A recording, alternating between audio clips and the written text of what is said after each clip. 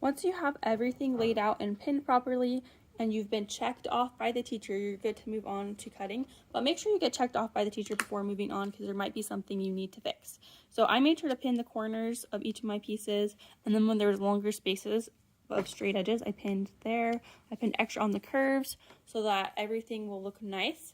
I've already cut out this piece just so you can kind of see what's going to happen, but when it's on the fold, it looks like this. I'm not going to cut this area over here because then I can unfold it and it looks like so.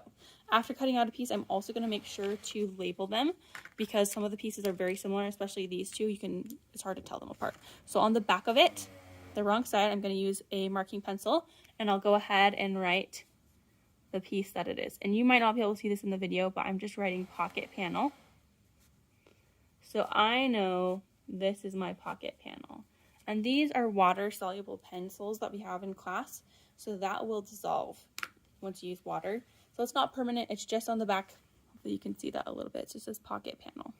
So that's one piece. I'll show you how I cut that out. So all I did is I go along the edge. I'm really careful not to cut my pattern piece. If for some reason you're having a hard time not cutting the pattern piece, you can always use a marking pencil and trace the piece and then take it off and cut it. But you really don't want to cut those pattern pieces so that other people can use them, and also so you don't dull your scissors. So I'm just cutting around it. Again, with cut on fold, I don't cut the part that's on the fold. And I just cut that out. I would go ahead and label it, and I'll cut through my other ones. I was kind of showing you that. These two pieces, I'm going to cut all the edges, right? Because there's no fold. And it'll give me two pieces.